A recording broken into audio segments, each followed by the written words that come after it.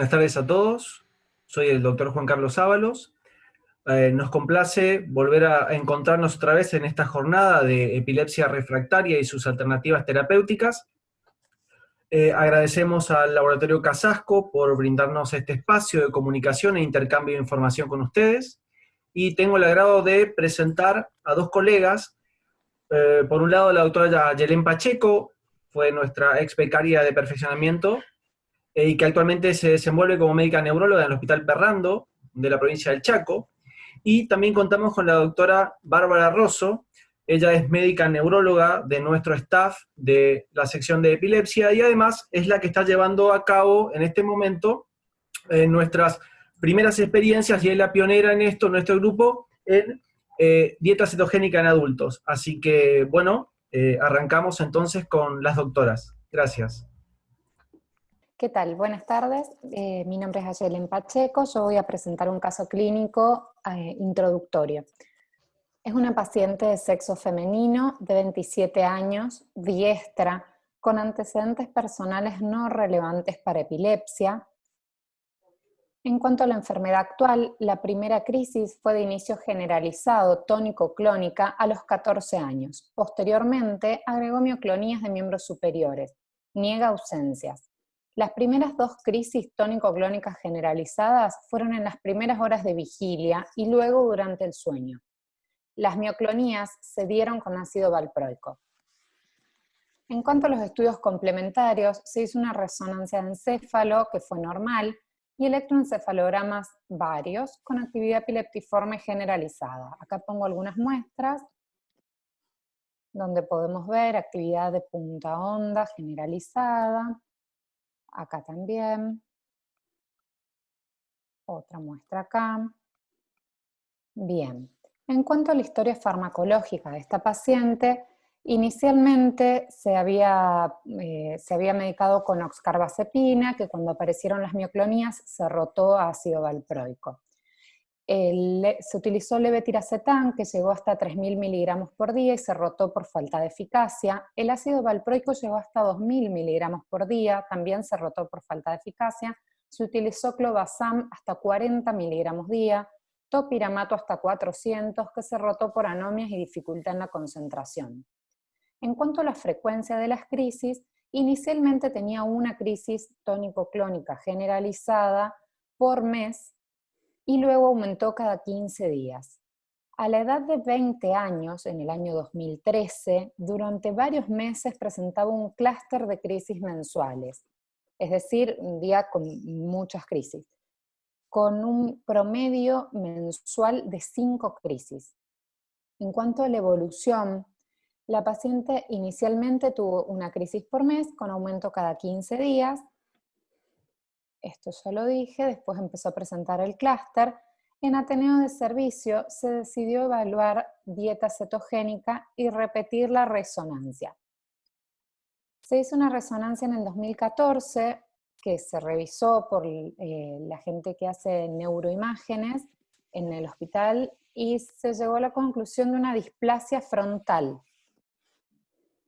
Esto puso un poco en duda el diagnóstico sindromático de la paciente, que inicialmente percibe una epilepsia generalizada con una resonancia normal por el comportamiento, el tipo de crisis y el electroencefalograma, pero nos encontramos con una displasia. Fue una paciente que se discutió mucho. Se inició tratamiento con dieta tipo Atkins en marzo de 2014 y se reinició oxcarbazepina, planteándose que podía ser una etiología focal. La frecuencia de las crisis tónico-clónicas generalizadas disminuyó a una cada 2 meses y persiste con algunas mioclonías que no alteran su calidad de vida. Muchas gracias. Muchas gracias a Yelén por el caso. Ahora yo les voy a compartir mi charla. Gracias a todos por estar del otro lado, a Casasco por darnos la oportunidad de dar estas charlas muy interesantes. La última de las opciones que tenemos para estos casos de pacientes con epilepsia refractaria, que es la dieta cetogénica, pero en esta oportunidad voy a encarar un poco la charla hablando un poco del rol de la dieta en estos pacientes, pero principalmente lo que quisimos hacer es compararlo con el resto de los tratamientos con los que contamos hoy en día, principalmente enfocándonos en los nuevos fármacos, ya que en tanto estimulador vagal como cirugía hablamos en las otras charlas, pero un poco vamos a comparar los tratamientos y cuáles son las ventajas que nos aporta esta nueva terapia. Y para encarar la charla, bueno, me hice la pregunta de qué buscamos frente a un tratamiento en un paciente con epilepsia refractaria, en realidad con cualquier paciente, pero puntualmente en estos pacientes, que el tratamiento sea eficaz, que sea seguro, y algo no menos importante, que el paciente se adhiera a la terapia, ¿sí? Y en base a esto vamos a describir un poco los distintos tratamientos y tratar de compararlos. La dieta cetogénica, para los que no están tan empapados en el tema o no conocen tanto, es una terapia basada en una dieta que es muy alta en grasas. Se utilizan ácidos grasos de cadena larga, que son los ácidos grasos que están en la mayoría de los alimentos que contienen grasas, muy baja en hidratos de carbono, normoproteica, que se utiliza para el tratamiento de la epilepsia refractaria desde hace casi 100 años. Ya en 1921 el doctor Wilder es el que lo instaura como tratamiento posiblemente eficaz para estos pacientes, pero ya de antes, de la época de Hipócrates aproximadamente, se conocía que el ayuno prolongado podría provocar el cese de las convulsiones. ¿Y qué hace la dieta cetogénica? Es producir una cetosis crónica que, en cierto modo, imita los efectos del ayuno. El mecanismo de acción de la dieta se conocen múltiples mecanismos de acción, algunos no son tan conocidos, pero principalmente el metabolismo de estos ácidos grasos de cadena larga, que generan cuerpos cetónicos, son los que producen el efecto anticonvulsivante y antiepileptogénico por diferentes vías de mecanismo de acción. No solamente los cuerpos cetónicos son los que producen estos efectos, sino también hay efectos directos de los ácidos grasos y también hay un efecto directo de la disminución de la glucosa en sangre. Se dice que es una intervención modificadora de la enfermedad, cosa que va a diferenciar por ahí un poco con el mecanismo de acción de los fármacos. En cuanto a las indicaciones, bueno, muchos sabrán que es una terapia que se utiliza desde hace mucho tiempo en pediatría, en muchos síndromes epilépticos pediátricos, pero en las últimas décadas se está planteando cada vez más el uso de esta terapia en adultos, sobre todo por pacientes pediátricos que llegan a la edad adulta con su patología, pero también porque hay determinadas patologías, como por ejemplo el complejo de esclerosis tuberosa, la epilepsia micrónica juvenil, las epilepsias focales refractarias y hasta el estatus refractario, que lo podemos encontrar en la población adulta. Pero bueno, básicamente se ha utilizado y se utiliza mucho en niños. Tiene dos indicaciones de primera línea, que son el déficit de GLUT1 y el déficit de piruvato deshidrogenasa, que obviamente al estar alterada la vía metabólica de la glucosa necesitan una fuente de energía alternativa a estos pacientes, y es a través de los cuerpos cetónicos que producen los ácidos grasos en el hígado. Como ven, hay múltiples indicaciones, y por eso nos parece una terapia interesante. En cuanto a las contraindicaciones, y esto es algo que vamos a evaluar antes de iniciar la dieta, tenemos las contraindicaciones absolutas, que sí o sí tenemos que descartar en un paciente previo a iniciar la dieta, que van a ser las deficiencias en el metabolismo de los ácidos grasos, en cualquier parte de la vía del metabolismo de los ácidos grasos. Entonces tenemos que descartar deficiencias en la carnitina 1 y 2, defectos de la beta-oxidación, y enfermedades hepáticas o metabólicas que interfieren con el metabolismo tanto de la glucosa o de las cetonas. La deficiencia de piruvato carboxilasa y la porfiria.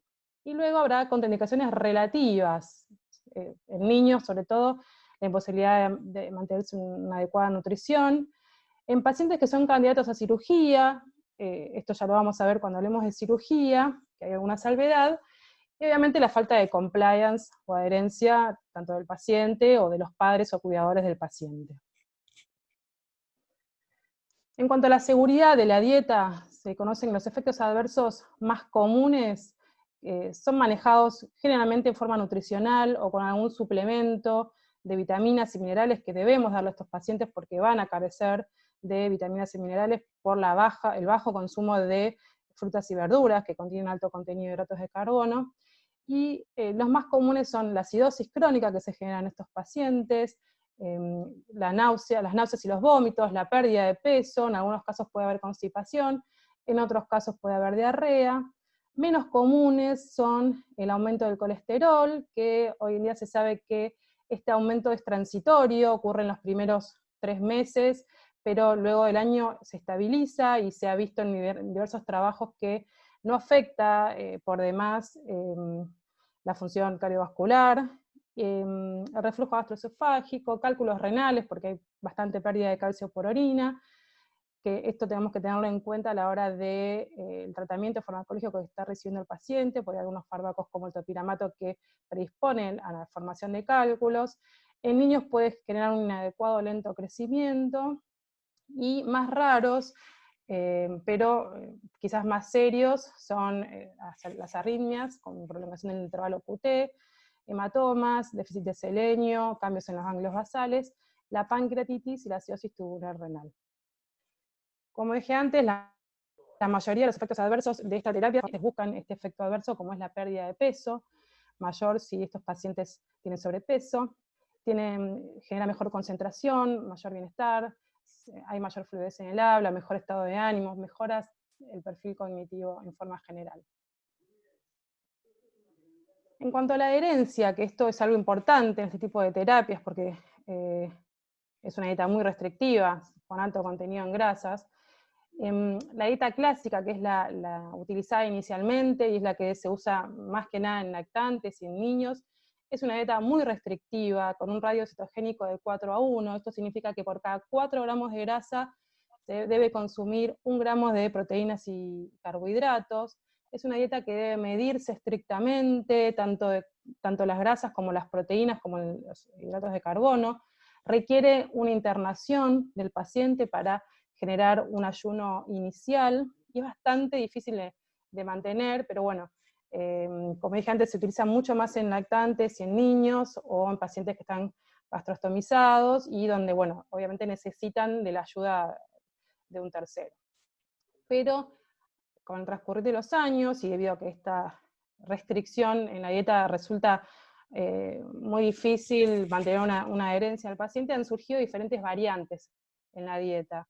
Inicialmente eran 4, ahora hay una quinta, que es la dieta modificada, que es una dieta clásica, donde el radio cetogénico varía en 3:1 a 1:1, depende del paciente, y es un poquito menos restrictiva. La dieta, la TCM, que es la de triglicéridos de cadena mediana, que es una dieta donde se utilizan ácidos grasos de cadena mediana, con 8 carbonos, 10 carbonos, que obviamente no están en la mayoría de los alimentos. Es muy escaso los alimentos que lo tienen, y se utilizan emulsiones o aceites comerciales, pero tienen la ventaja de que producen una cetosis más rápida, y una cetosis que se mantiene mejor en el tiempo. Así que se utiliza como suplemento, quizás para combinar con otras dietas. La dieta de bajo índice glucémico, que es una dieta que permite mayor aporte de carbohidratos, pero con un índice glucémico bajo, o sea, que no generen picos de glucemia alta en sangre. Y esto lo dan los alimentos ricos en fibra, que se absorben poco, como las frutas y las verduras, ¿verdad? Y luego la dieta Atkins modificada, que es una dieta que se usa de elección para pacientes adultos y adolescentes, pero bueno, hoy en día se está flexibilizando un poco más la dieta, y quizás permite la combinación de alguna de estas 3 últimas dietas que les hablé. La dieta Atkins modificada es una dieta, como dije antes, que se utiliza más que nada en adolescentes y adultos, donde está basada en una dieta de Atkins para bajar de peso, pero la diferencia en esta, que es una terapia, es que la cantidad de carbohidratos se mantiene limitada durante toda la dieta. El consumo de grasas es obligatorio y tiene que ser un aporte mínimo diario, no solo permitido, sino que tiene que haber un aporte mínimo para generar la producción de cetonas. No tiene restricción calórica, ni de fluidos, ni proteica, por lo cual es mucho más fácil de llevar a cabo, no hay que medir ni pesar tanto los alimentos, ¿sí? La relación cetogénica es 1:1, y no requiere, obviamente, hospitalización, se puede hacer en forma ambulatoria. Pero en cuanto al cumplimiento, este es un trabajo, un metaanálisis, que además de evaluar eficacia, evaluó la adherencia de los pacientes a esta dieta, y en general se estima un cumplimiento de un 45% para todas las dietas, la clásica bastante menos, un 38%, y la modificada de Atkins un 56%, que bueno, esto es esperable. Y en cuanto a la eficacia, se da un poco al revés, la dieta cetogénica clásica es un poquito más eficaz que la de Atkins modificada. Como equipo de dieta cetogénica, obviamente tenemos que darle estrategias al paciente, herramientas para aumentar esta adherencia, porque bueno, como sabrán, es una dieta muy difícil de hacer, pero bueno, se proveen recetas y recursos durante todo el entrenamiento inicial del paciente y durante todo el seguimiento. Es importante enfatizar en la variedad de opciones que tiene el paciente en cuanto a alimentos y la facilidad de su uso. Es importante estar acompañando al paciente en el proceso, ya sea por llamadas telefónicas o comunicaciones electrónicas vía mail. Utilizar hoy en día la telemedicina, que ahora estamos todos bastante cancheros, es una herramienta muy útil. El uso de fórmulas cetogénicas, esto es importante porque nos va a permitir crear, como ven en la foto, diferentes alimentos que simulen algunos alimentos conocidos por el paciente y puedan aumentar la palatabilidad de los alimentos, y el paciente se pueda sentir un poco más normal, entre comillas, comiendo alimentos que consumía habitualmente. Y las aplicaciones electrónicas que también están surgiendo. En cuanto a la eficacia, acá tenemos algunos inconvenientes, digamos, en el sentido que no hay muchos trabajos randomizados, controlados, autorizados, que evalúen eficacia en pacientes adultos. Esta es una revisión sistemática de Cochrane que analizó en el 2018 11 estudios, 11 trials randomizados controlados, la mayoría eran niños, y ahí se observó que la tasa de libertad de crisis en los niños es más del 25%, y la tasa de reducción de crisis es más del 60%. Pero en adultos hay un solo estudio con un grado bajo de evidencia, donde se logró observar una tasa de reducción de crisis del 35%, y no lograron observar libertad de crisis. No se pudo hacer un metaanálisis por la heterogeneidad del estudio, el grado de calidad de evidencia que es bajo, pero bueno, la revisión indicaría que los resultados son prometedores, pero bueno, hay un limitado número de estudios de evidencia alta como para decir que realmente es eficaz. La evidencia que hay hoy en día, que la resumo un poco en esta diapositiva, es una evidencia que está basada en estudios observacionales prospectivos o metaanálisis de estudios prospectivos, en donde se ven diferentes grados de eficacia, pero bueno, no hay realmente trabajos de eficacia doble ciego controlados aleatorizados como debería haber, como sí lo hay, por ejemplo, en los fármacos, ¿no? En 2011, por ejemplo, se hablaba de una eficacia del 49% para la dieta clásica, en cuanto a la respuesta, mayor, o sea, disminución de las crisis en el 50% de los casos, y un 13% en libertad de crisis. En 2015, el metaanálisis que les hablé anteriormente de adherencia, donde establecía una tasa de eficacia de la dieta cetogénica clásica en un 52% y la modificada Atkins un 34%. En 2016, un estudio observacional con 101 pacientes, también una tasa del 39% de respuesta y 22% de libertad de crisis luego de 3 meses. Y el más grande quizás es este del 2018, con un metaanálisis de 16 estudios de 338 pacientes, donde se incluyeron los 4 tipos de dietas, y acá se vio una tasa de libertad de crisis de un 13%, una tasa de respuesta de un 53%. En general, y analizando un poco la evidencia que hay, la dieta de Atkins modificada logra un muy buen control de crisis, o sea, más del 90% de reducción de crisis en un 29% de los casos, un buen control de crisis, o sea, entre un 50 y un 90% en un 38% de los casos, y una falta de respuesta en un 30 o un 40%. Y un poco yendo al caso que nos contó Ayelén, este es un trabajo, una comunicación breve de la dieta de Atkins modificada en la epilepsia generalizada idiopática. Es un estudio prospectivo y abierto de 13 pacientes, la mayoría mujeres, la mayoría con epilepsia macroclínica juvenil, o algunas dos de ausencias, un síndrome de Gibbons y una epilepsia generalizada de origen desconocido, que se mantuvieron una dieta por 12 semanas, y los resultados observados fueron que 6 pacientes de los que tuvieron epilepsia macroclínica juvenil completaron las 12 semanas, de estos 4 lograron más del 50% de reducción de crisis, esto sería un 30% del total de pacientes, y de estos 3 pacientes aumentaron 20 puntos en el Quality 89, o sea que mejoraron también la calidad de vida y continuaron con la dieta. Razones para discontinuar la dieta fueron la falta de motivación, la pobre adherencia, esto resalta un poco, sobre todo la falta de motivación, la importancia del equipo de dieta a la hora de mantener incentivado al paciente y continuar con la dieta, y el empeoramiento de las crisis fue otra de las razones. Y ahora pasando a los nuevos fármacos, a ver qué encontramos en cuanto a las diferencias que puede haber con la dieta. Empezando por lo que es eficacia, vamos a ver que los nuevos fármacos no han modificado sustancialmente la respuesta, o mejorado la respuesta con los años. Este es un trabajo, le voy a mostrar 3 trabajos realizados por el mismo grupo de Escocia. El primero que realizaron fue en el 2000, con 470 pacientes, entre niños, adolescentes y adultos, a quienes se le realizó diagnóstico de epilepsia y se inició el primer tratamiento. Recibieron, la mayoría recibieron fármacos tradicionales, algunos recibieron nuevos fármacos, y como ven en el recuadro que está abajo, digamos, si bien la respuesta inicial, como todos sabemos, al primer y segundo fármaco es importante, si nosotros nos centramos en los pacientes con epilepsia refractaria, que son los que estamos tratando digamos, con estas terapias, el porcentaje de respuesta es bajo, no supera el 5% de libertad de crisis, y no hubo diferencia estadísticamente significativa en los grupos de fármacos tradicionales versus los nuevos. Esto se sigue viendo reflejado con los sucesivos trabajos. En el 2012, este mismo grupo sumó pacientes a esta estadística, 1098 pacientes, reclutados entre el 82 y el 2006, se siguieron por 26 años, y fíjense cómo, si nosotros nos basamos en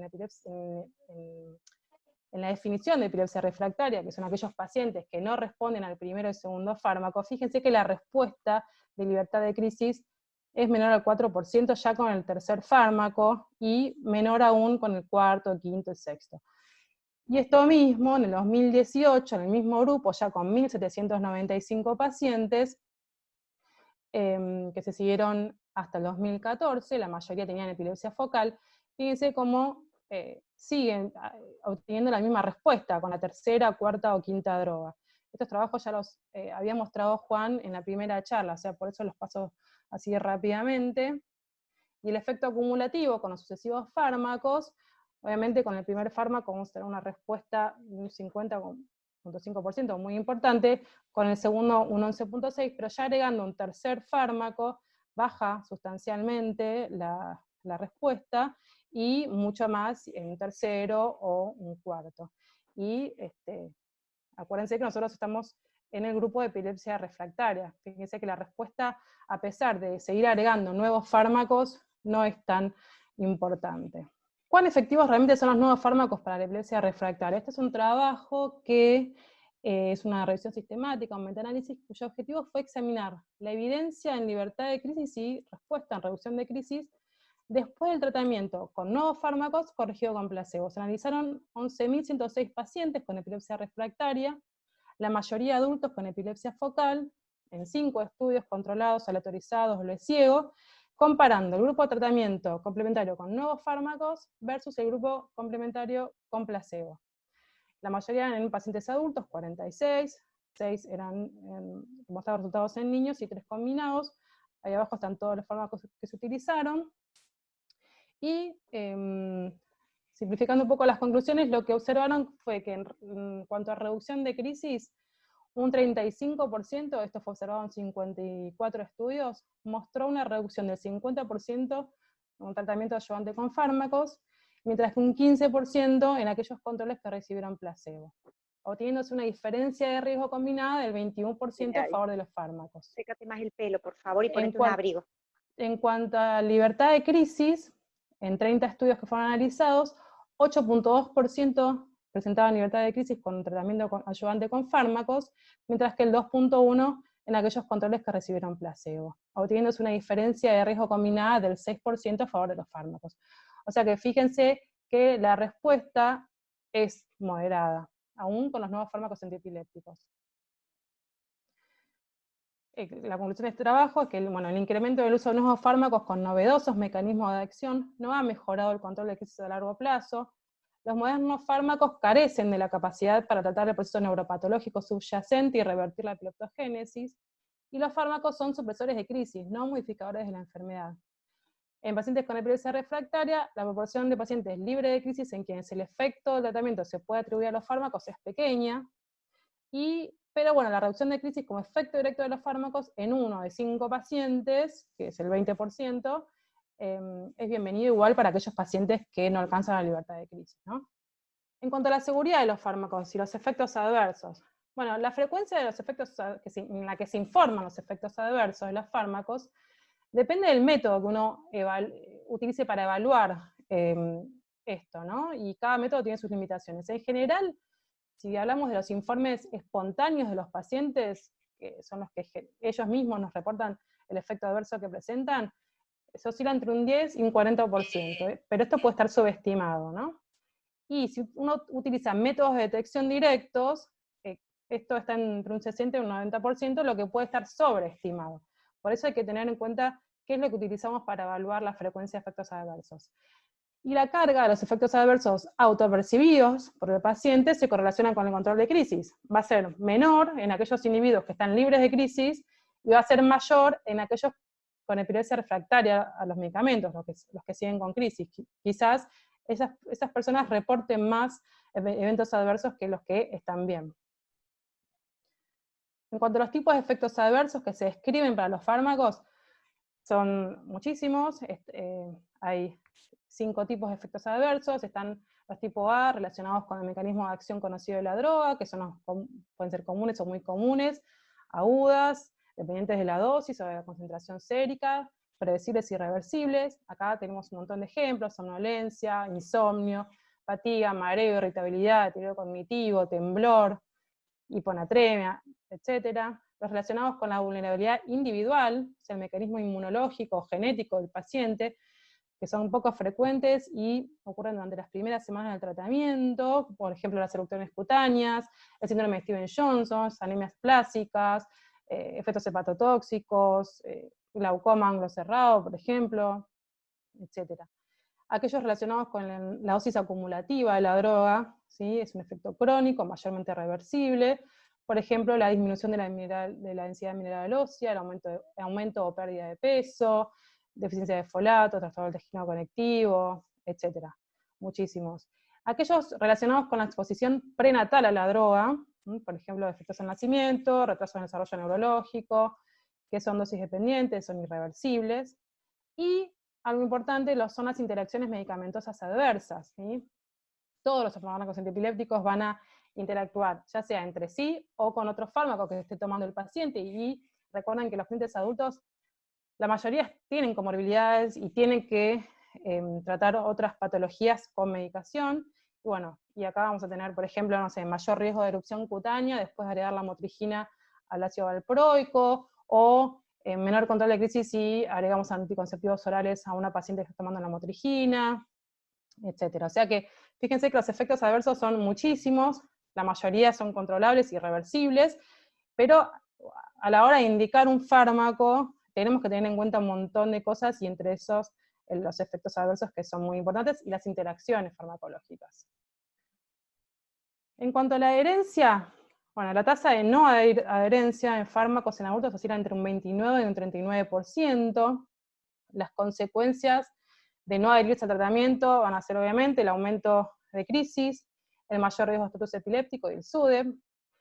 Pero bueno, la tendencia global de los nuevos fármacos es que haya cambios en la posología y en la forma de administración como para aumentar la adherencia. Cada aumento, cada aumento de toma diaria de un fármaco aumenta las posibilidades de que el paciente se olvide de ingerir el medicamento en un 36%, y hasta un 45% de los pacientes refiere tener crisis tras olvidarse de la medicación. Esto lo vemos muy seguido en el consultorio. Entonces, utilizar nuevos fármacos con una toma única o con 2 tomas, como mucho, contribuye a una mejor adherencia y por lo tanto al mejor control de crisis. Este es un desafío que creo que tienen todos los fármacos nuevos lograr una mejor adherencia con una mejor posología y forma de administración. Este es un trabajo que es una revisión sistemática de 8 estudios, pacientes adultos, que trató de identificar las barreras en cuanto a la adherencia de las drogas antiepilépticas. Se observó una tasa de no adherencia de un 26 a un 66%, y la falta de adherencia se asoció con múltiples causas. Las creencias que tiene el propio paciente sobre los medicamentos, la depresión o la ansiedad, la mala autoadministración, crisis no controladas, menor intervalo entre dosis, y una mala relación médico-paciente y un apoyo social percibido. Y la falta de adherencia tuvo un impacto negativo, tanto en la calidad de vida como resultado del control deficiente de las convulsiones. O sea que es un tema importante tener en cuenta en los fármacos, ¿no? El tema de la adherencia.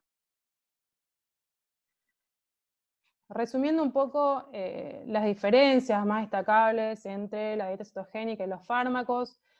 La dieta es una terapia que está disponible en forma global, está basada en una alimentación, se puede iniciar rápidamente o inmediatamente y los efectos se ven rápidamente. La evidencia es limitada, pero bueno, es prometedora, los estudios observacionales muestran que es prometedora, genera un muy buen control de crisis y un buen control de crisis en más del 60% de los casos, entre los dos. A pesar de que el cumplimiento resulta un desafío, se logra una adherencia más del 50%. Las interacciones con los fármacos no es una preocupación, ahora vamos a ver un trabajito respecto a eso, pero no genera mayores interacciones con los fármacos antiepilépticos ni con los fármacos en general. Tiene pocos efectos adversos y la mayoría pueden manejarse nutricionalmente. En cuanto a los fármacos, bueno, aparecen nuevos fármacos cada año con novedosos mecanismos de acción, pero la distribución entre países y dentro del mismo país puede resultar desigual. Algunos fármacos les puede llevar hasta meses alcanzar la efectividad. La eficacia, la evidencia que hay en eficacia es buena, porque bueno, son evaluados con estudios randomizados, doble ciego, placebo control. La tasa de respuesta se puede alcanzar entre un 30 y un 70%, dependiendo del fármaco y del síndrome epiléptico. Como vimos antes, el efecto positivo de los nuevos fármacos es modesto respecto al placebo, 6% en libertad de crisis y 21% en respuesta. La falta de adherencia puede superar el 60% y es multifactorial, como vimos recién, y muchos efectos adversos están relacionados con el mecanismo de acción o con interacciones farmacocinéticas, que tenemos que tener en cuenta. En cuanto a la interacción farmacocinética entre las dietas cetogénicas, la dieta láctea modificada y los fármacos, no hay muchos estudios al respecto. Este es uno reciente del año pasado, es un estudio prospectivo que analizó las concentraciones séricas de los fármacos antiepilépticos en 63 pacientes adultos, tanto con epilepsia focal como generalizada, que hicieron dieta por 12 semanas, y lo que observaron es una reducción significativa a las 4 y 12 semanas, tanto para carbamazepina, clorazam como ácido valproico, menos significativa para la cosamida, la motrigina y topiramato, y sin cambios para carbamazepina, sonizamida y levetiracetam. En general, el porcentaje de cambios en las concentraciones séricas de todos los fármacos analizados fue de una reducción del 10.5% a las 4 semanas y un 13.5% a las 12 semanas. Pero lo importante es que no hubo correlación significativa con el porcentaje de cambio en cuanto a la frecuencia de crisis. Pero bueno, esto es un trabajo reciente, no hay mucho más respecto a las interacciones farmacocinéticas entre la dieta y los fármacos. En líneas generales uno podría decir que no hay grandes interacciones, pero bueno, no está de más durante el tratamiento pedir dosajes al paciente como para ajustar la medicación si fuera necesario. En cuanto al estimulador del nervio vago, obviamente no me voy a explayar en la terapia del nervio vago ni en la cirugía, porque ya tuvimos unas excelentes charlas las semanas pasadas. Solamente recordar que la respuesta a la estimulación vagal es progresiva, el resultado es un 53.53% de respondedores, siendo máxima, como si uno de este cuadro, este trabajo, luego de 12 años, pero resaltar que la respuesta y la eficacia es progresiva. Efectos adversos vamos a tener agudos perioperatorios, raro, una arritmia, una sistolia, infecciones, sangrados, parálisis de las cuerdas vocales, o dehiscencias de la herida, seromas, crónicos a largo plazo, la mayoría que mejoran con el tiempo, ronquera, disnea, dolor, tos, empeoramiento de un trastorno glutatorio previo si lo hay, y apnea obstructiva. un poco comparando ambos, bueno, otra vez que la dieta es una terapia disponible en forma global, se puede manejar a distancia, mientras que el estimulador del nervio vago no está disponible en forma global, requiere un equipo quirúrgico y controles persona a persona del aparato, el estimulador. La dieta puede iniciarse rápidamente, es efectiva inmediatamente. Como dije antes, la respuesta del BNS es progresiva y puede llevar años. La dieta permite disminuir o suspender los fármacos y, como vimos antes, más del 60% alcanza más del 50% de reducción de crisis y tiene efectos beneficiosos en comorbilidades, diabetes, obesidad. El BNS, digamos, no tiene estas posibilidades. Posee el magneto externo que provee la capacidad de abortar una crisis inmediatamente, eso es un efecto, una ventaja para el BNS. No se pueden suspender los fármacos, aunque sí disminuir las dosis o el número de fármacos. En cuanto a la eficacia, es más o menos parecida, 55% alcanza más del 50% de reducción de crisis. ¿Qué pasa si un paciente con BNS hacemos dieta? Bueno, esto se está evaluando también, o se ha evaluado, sobre todo en niños. Este trabajo se preguntó qué pasa si existe la politerapia racional entre pacientes que tienen BNS y a los que le hacemos dieta. Y en este estudio se vio que puede servir, en este estudio de 30 niños en 6 centros de epilepsia, que se trataron durante un periodo de 6 años, con una mediana edad de inicio de la terapia de 10 años. 16 pacientes, 53%, recibieron terapia cetogénica seguida del BNS. Después de 3 meses, el 70% tuvo una reducción de crisis de más del 50% respecto al tratamiento previo individual, de los cuales 62% mejoraron durante el primer mes. Se observó que un tiempo de apagado del BNS de 5 minutos se relacionó con más del 90% de reducción de convulsiones. La mediana duración de la terapia combinada fue de 12 meses, o sea, un año. 17, o sea, 57% permanecían en terapia dual en el momento de la publicación. No se observaban efectos secundarios, y bueno, la mayoría de los pacientes que descontinuaron la terapia lo hicieron por falta de eficacia en lugar de ser, digamos, por restricción. Pero bueno, esto alude un poco al tema de que podría tener cierto efecto sinérgico el uso de la terapia en pacientes que tienen colocado un BNS. Y en cuanto a la cirugía, bueno, esto ya lo hablaron, pero resumiendo un poco, es el gold estándar en casos de epilepsia resistentes de origen focal, esclerosis del hipocampo, discapacidad cortical tipo 2 u otras epilepsias lesionales. Tiene una muy buena alta tasa de respuesta, hasta un 80% en epilepsia del lóbulo temporal, y un poco menor al 50% en el resto de las epilepsias. Es determinante un buen candidato que la epilepsia esté bien localizada, que tenga crisis incapacitantes, que el foco epileptógeno esté lejos de áreas elocuentes, y que se haya considerado el riesgo en lo cognitivo y en la memoria. Efectos adversos son poco frecuentes, vamos a tener efectos asociados a la cirugía, obviamente, hemorragias, infección o déficit neurológico, y déficits crónicos como hidrocefalia o hemosiderosis. Bien elegido el candidato, la cirugía es más efectiva que la dieta. La cirugía resectiva ofrece una posibilidad de cura, en algunos casos el paciente siga sin crisis, e incluso que esté libre de medicación. ¿Cuáles son las razones para no elegir la cirugía? Que no podamos localizar o lateralizar el foco, que haya múltiples focos, el riesgo de que se comprometan áreas elocuentes, y la preferencia obviamente del paciente y del familiar. En estos casos, uno podría pensar en dieta cetogénica, más allá de que uno pruebe otras alternativas, como nuevos fármacos o quizás el BNS. Pero no descartar si un paciente es candidato a cirugía, la dieta cetogénica, sobre todo si el paciente tiene que esperar mucho tiempo para la cirugía, uno lo puede hacer en forma transicional, hasta que el paciente se decida hacer la cirugía o se someta a la misma.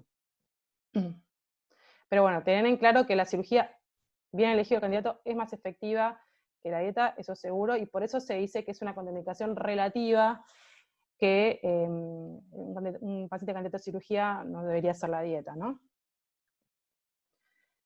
Y bueno, y un último trabajo que les quiero mostrar es este, que evaluó que si hay ciertas subpoblaciones de pacientes que responden mejor a la dieta de Atkins modificada. Es un estudio retrospectivo que se analizó a pacientes entre octubre del 2012 y abril de 2016, se publicó el año pasado, y su objetivo fue evaluar la respuesta de la dieta en aquellos pacientes que tuvieron una cirugía previa versus los que no, aquellos que tenían imagen cerebral normal versus los que tenían imagen normal, aquellos que tenían epilepsia focal versus generalizada, y aquellos que tenían BNS previo versus no BNS.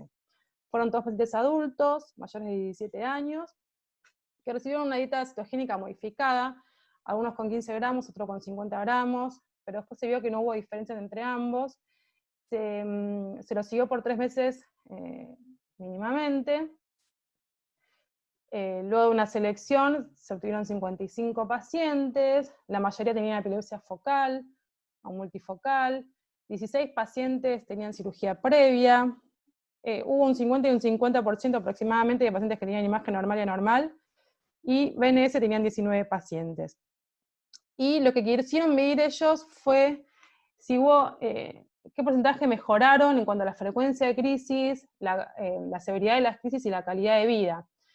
La verdad, no hubo diferencias significativas entre cada grupo, pero es importante resaltar que sí hubo mejorías significativas en general, digamos. Fíjense que un 56% de los pacientes que se habían sometido a la cirugía mejoraron la frecuencia de las crisis, un 75% mejoraron la calidad de las crisis y un 94% mejoraron la calidad de vida. En cuanto al tipo de epilepsia focal o generalizada, tampoco hubo diferencias entre ellas, pero fíjense los números importantes: 83% de los pacientes que tenían epilepsia generalizada mejoraron la frecuencia de crisis, lo mismo que la severidad de las crisis, lo mismo que la calidad de vida. Tampoco hubo diferencias en cuanto a las imágenes, pero también hubo respuestas interesantes. Y en aquellos pacientes que tenían BNS previo también la respuesta fue importante. Este estudio lo que concluyó es que entre los pacientes que han tenido cirugía resectiva previa, 56% mejoraron más del 50% de la frecuencia de crisis, los cuales es significativamente mayor al 20% esperable en el efecto placebo. El 83% de los pacientes con epilepsia generalizada y el 57% de los pacientes con epilepsia focal reportaron más del 50% de mejoría en la frecuencia de crisis. No hubo diferencias significativas en el tipo de epilepsia, indicando que puede ser efectiva en ambos, tanto en epilepsia focal como en generalizada. Tampoco hubo diferencias en la respuesta entre los pacientes con imagen anormal y normal, y hubo mejoría en aquellos pacientes que tenían BNS previo. Hubo un efecto sinérgico acá, es lo que se están planteando en este tema. Y en general, hubo un 60% de pacientes que reportaron mejoría en la frecuencia de crisis en más del 50%.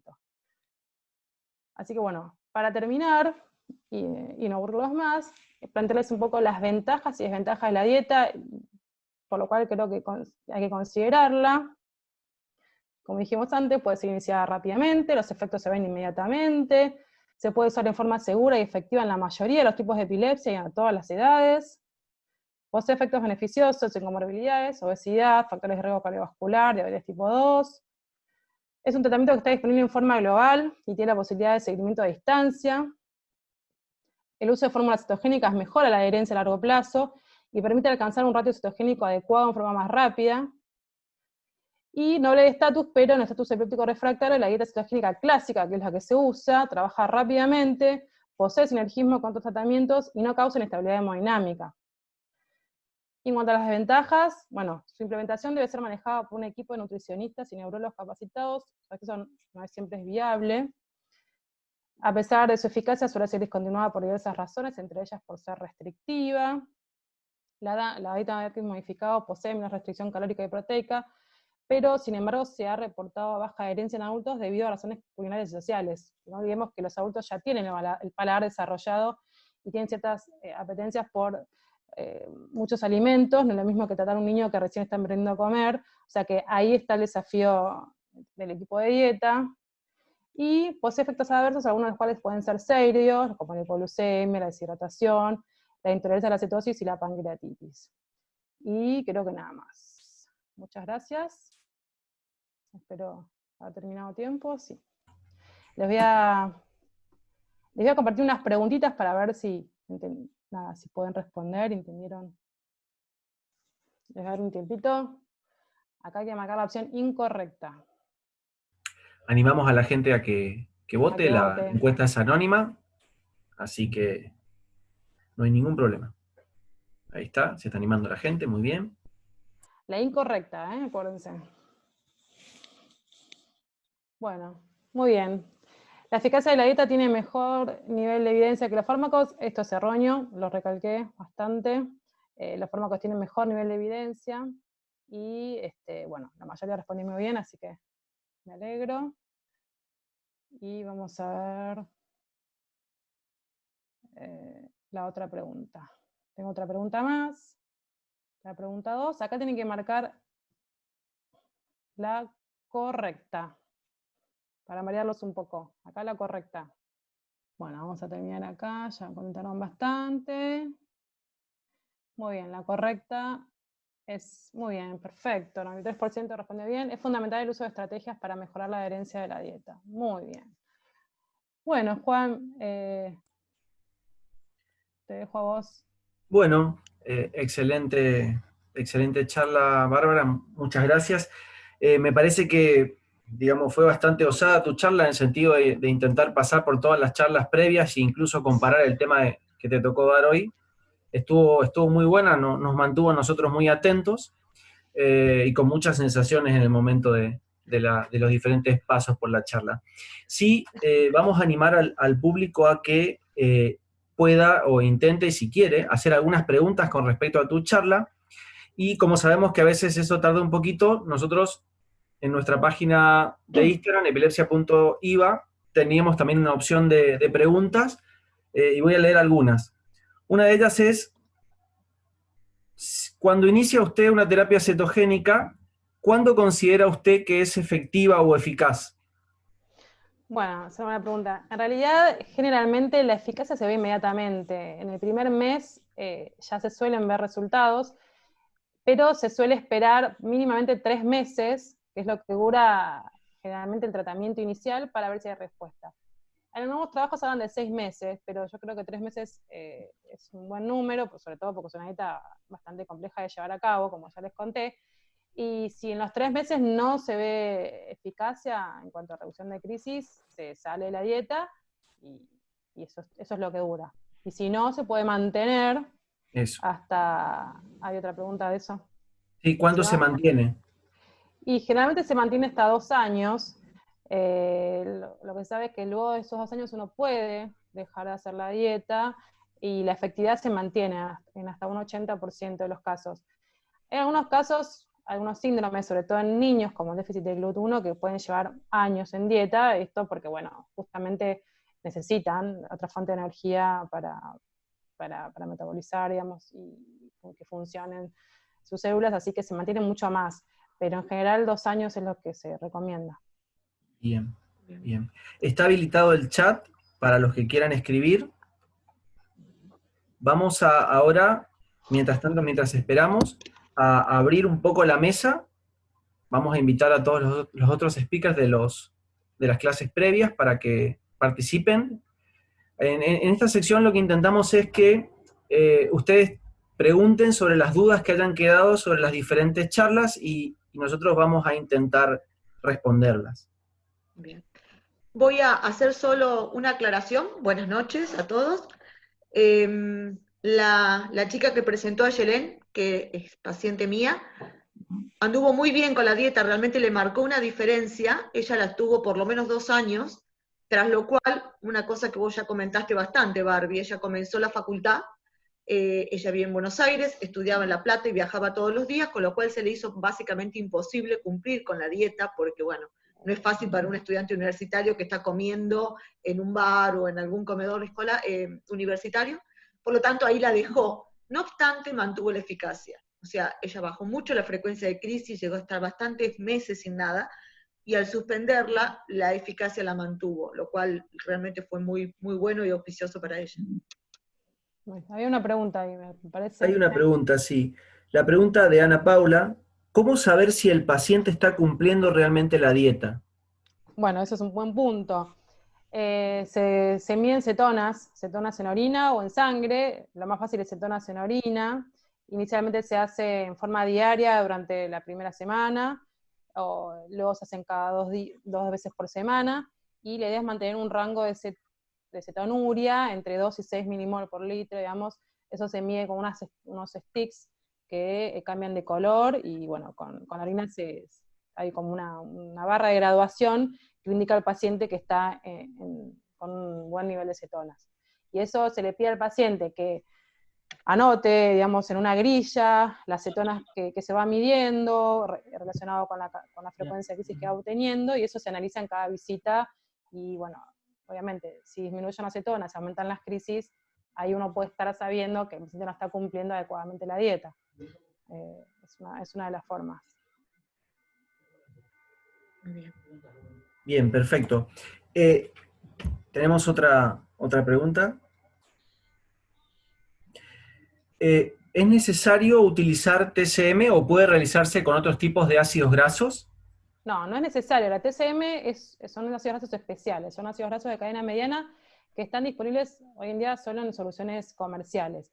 Los ácidos grasos que se utilizan para la dieta son aceites, cremas, que uno puede tener, digamos, aceite de oliva, digamos, cualquier aceite que uno puede consumir, las diferentes grasas que uno puede consumir, o las fórmulas cetogénicas que aportan mucho contenido de grasa. No es necesario el TCM. El TCM es un suplemento que uno puede aportar a la dieta de Atkins modificada o alguna otra dieta, como para ayudar a lograr la cetosis de forma más rápida. Pero no es necesario, se puede hacer con la alimentación que todos conocemos, aceites, crema y demás, o complementado con fórmulas cetogénicas. Bien, perfecto. Bueno, mientras la gente se anima a preguntar, en unos minutos más, yo voy a hacer algunas preguntas que creo, a mí por lo menos, me resultan de interés y que quizás sería bueno ajustar un poco algunas cosas. Por ejemplo, estuvo realmente muy interesante la clase que la doctora Besoque dio sobre los outcomes que uno espera, los resultados que uno espera en los pacientes, ya sean resultados, digamos, posoperatorios, en este caso, porque habíamos iniciado las charlas con la cirugía, y yo le quiero preguntar, ¿cuál usted considera, doctora, que sería el candidato ideal para una cirugía resectiva, donde espera un buen control o un buen control de crisis, ¿no?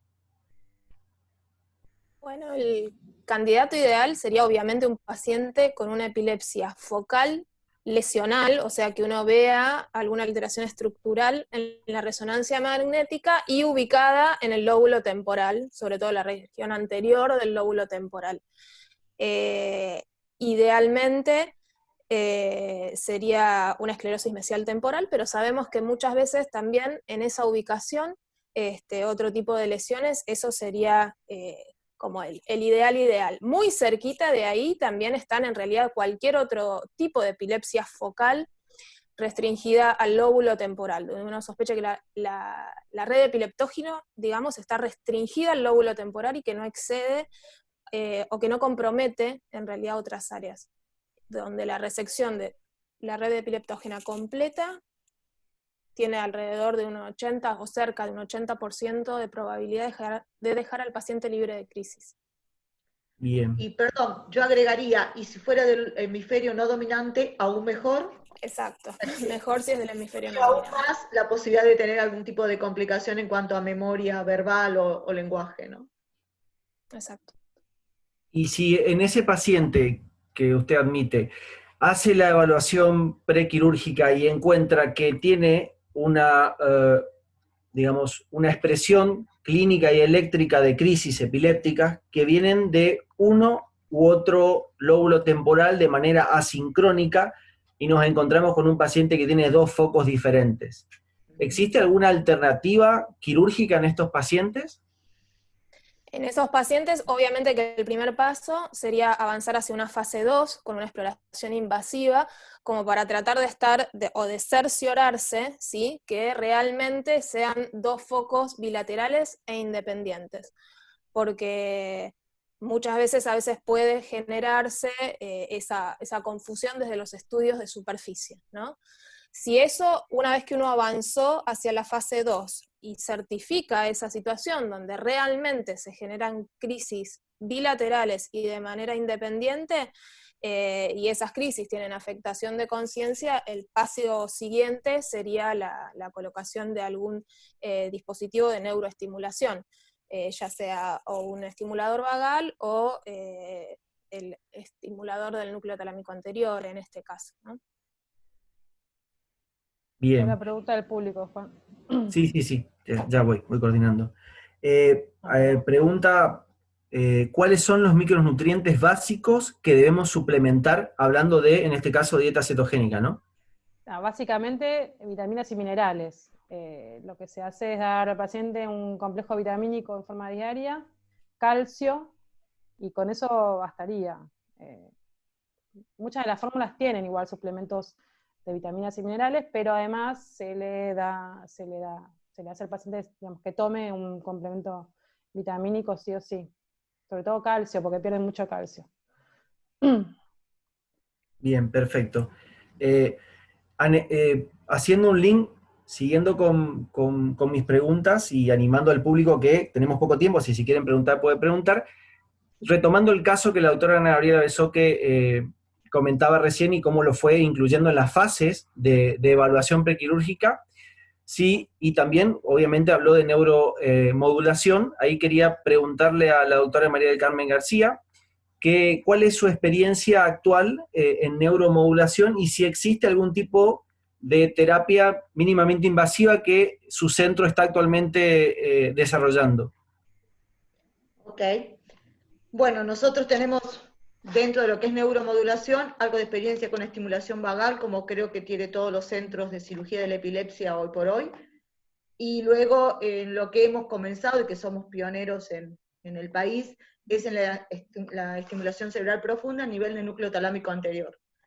Todavía es una experiencia modesta, si bien es la única de Latinoamérica, pero son 6 pacientes que tenemos, de los cuales estamos teniendo, digamos, resultados, digamos, moderados, ¿no? Ha habido pacientes con muy buena respuesta, creo que de los 6, 3 al menos tienen muy buena respuesta. Hemos tenido un par de pacientes que no tuvieron respuesta, 2 de ellos, y uno que lleva muy poquito tiempo, lleva 2 meses de evolución nada más, por lo tanto todavía no la puedo cuantificar, que es la chica que discutimos en la charla de neuromodulación que dimos el otro día. Pero bueno, parece ser una técnica prometedora para lo que fuera, como decía recién Gabriela, los pacientes con epilepsias que comprometan el circuito límbico y que por alguna razón no sean quirúrgicos, ¿no es cierto? O porque son bilaterales, o porque no es lesional, o porque está solo sobre el hemisferio dominante y el paciente tiene una memoria intacta y no quiere correr el riesgo, o porque no se quiere operar, ¿no es cierto? Pero bueno, estaríamos más o menos hablando de ese grupo de pacientes. Bueno, creo que no hay más preguntas. Bueno, la invito a la doctora María del Carmen si quiere cerrar la jornada. Perdón, Juan, tenemos una que dice, ¿se puede indicar la dieta en diabéticos? Apareció recién. Se está actualizando. Bien, se está animando, está perfecto. Sí, Sí. esa es la pregunta, si se puede indicar la dieta cetogénica en diabéticos, Sí. ¿aumenta los riesgos de cetoacidosis? No, digamos, no hay trabajos al respecto, pero uno diría que teóricamente sí, porque estamos restringiendo la ingesta de glucosa, así que no habría ningún riesgo. De hecho, como dije antes, es un efecto beneficioso en estos casos. No hay trabajo, la verdad que, como dije antes, la experiencia que hay hoy en día es mucho en pediatría, y quizás los pacientes adultos que uno trata son pacientes jóvenes, que bueno, la mayoría no tienen comorbilidades importantes, pero uno esperaría que sí, que no habría ningún problema. Creo que hay bueno. Hay una bomba para mí. No, sí, claro. Es que no dimos esta charla en esta jornada. Bueno. Nada, vamos a tratar de contestarla. Me preguntan cuál es la experiencia en la administración de aceite de cannabis en estos casos y por qué se indica sin evidencia médica en algunas epilepsias. Bueno, como todos sabemos, del cannabis, llamémoslo el cannabis farmacéutico, ¿no? Que es el cannabidiol puro, farmacéuticamente producido, hay evidencia solamente de que es efectiva, moderadamente efectiva, en Lennox-Gastaut, en Dravet y últimamente, en estos últimos días, también en esclerosis tuberosa, o sea, en epilepsia relacionada a esclerosis tuberosa. Para estas 3 patologías ya hay evidencia y ya está aprobada por los entes regulatorios. Para todo el resto de las epilepsias refractarias o no refractarias, obviamente no hay ninguna evidencia al momento, no hay trabajos realizados, ¿no? ¿Por qué la usamos? Como todos ustedes vivirán en la situación actual, hay una presión social muy importante para su uso. Esto tiene mucho que ver también con toda la influencia de los medios, de cuando todo empieza a aparecer en la televisión o en los distintos lugares. y hay una presión social muy grande para utilizar el aceite de cannabis en epilepsia en general. Yo realmente en aquellos pacientes que no tienen una epilepsia refractaria tengo una razón muy justa para decirle que no, que es usted no tiene epilepsia refractaria, por lo tanto no tiene indicación. En los pacientes con epilepsia refractaria en Argentina hay una ley que nos avala a utilizarla, ¿no? Que podemos indicársela, aunque no esté dentro del grupo de las 3 patologías que sabemos que no funcionan. Particularmente creo que es mejor amigarse con el paciente y si lo quiere utilizar, guiarlos y ayudarlos en eso y que no usen cualquier tipo de producto, que ponernos en contra porque va a salir de nuestro consultorio y va a ir al consultorio vecino a conseguirlo, a buscar el aceite de cannabis. Pero bueno, uno sabe claramente que la está utilizando con muy baja evidencia y con muy bajas chances de que realmente sea muy efectiva, dado que los aceites que no sea el farmacéutico y bien elaborado, ni siquiera sabemos muy bien las concentraciones ni las dosis a utilizar. Bueno, ¿querés que cierre, Juan? Sí, estamos ya en horario. Bien. Bueno, muchísimas gracias a todos y a todas, especialmente a todos los que nos siguieron en esta serie de 4 charlas. Para nosotros ha sido una muy linda experiencia, espero que les haya servido, que ese era el objetivo principal.